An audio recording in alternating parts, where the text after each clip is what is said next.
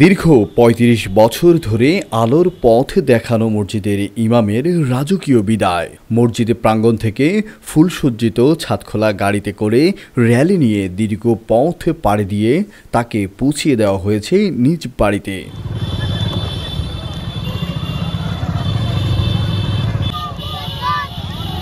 ইমামকে সম্মান দেখাতে এলাকার তরুণ সমাজের উদ্যোগে এমন আয়োজন করা হয়েছে।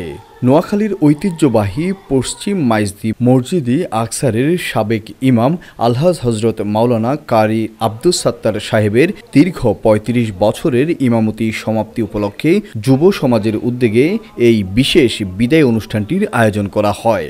এ সময় বিদায় সংবর্ধনা, আর্থিক উপহার এবং সম্মাননা স্মারক প্রদান করা হয়। শুক্রবার সকালে স্থানীয় যুবকদের সার্বিক সহযোগিতায় অনুষ্ঠানটি মসজিদে আকসার সভাপতি সালেউদ্দিন মাস্টারের সভাপতিত্বে অনুষ্ঠানটিতে বক্তব্য রাখেন মসজিদটির বর্তমান খতিব মাওলানা আবু সাইদ, স্থানীয় মাদ্রাসার হিফজ বিভাগের প্রধান হাফেজ মাওলানা নেসার উদ্দিন, প্রধান শিক্ষক হাফেজ মাওলানা আব্দুল বাতেন, স্থানীয় ইসমাইল হোসেন এবং যুব সমাজের পক্ষ থেকে বক্তব্য প্রদান করেন মোহাম্মদ মামুন। অনুষ্ঠানটিতে এলাকাবাসী ও বহু গণ্যমান্য ব্যক্তিবর্গ উপস্থিত থেকে খতিব সাহেবের প্রতি গভীর শ্রদ্ধা ও কৃতজ্ঞতা প্রকাশ করেন।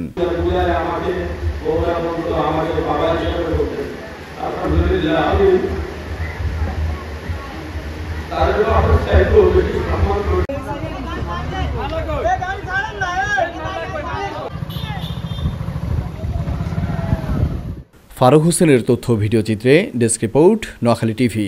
লক্ষ্মীপুর আইডিয়াল আলিম মাদ্রাসা জাগতিক ও নৈতিক ইসলামী শিক্ষার সমন্বয়ে আপনার সন্তানকে সৎ, যোগ্য, আলেমে দ্বীন ও দেশপ্রেমিক সুনাগরিক হিসেবে গড়ে তোলার অঙ্গীকার নিয়ে লক্ষ্মীপুর আইডিয়াল আলিম মাদ্রাসা আছে আপনার পাশে। এখানে প্লে থেকে আলিম পর্যন্ত সাধারণ বিভাগ, বিজ্ঞান বিভাগ, হিফজুল কোরআন ও গার্লস শাখায় ভর্তি চলছে। এখানে রয়েছে উন্নত যোগাযোগ ব্যবস্থা এবং রুচিশীল ও শিক্ষাবান্ধব পরিবেশ, আবাসিক অনাবাসিক ডে কেয়ার ব্যবস্থা। লক্ষ্মীপুর আইডিয়াল আলিম মাদ্রাসা, কোর্ট বিল্ডিং সংলগ্ন, জমুল স্টেশন, সদর, লক্ষ্মীপুর। নোয়াখালী টিভি, বৃহত্তর নোয়াখালীর প্রতিচ্ছবি।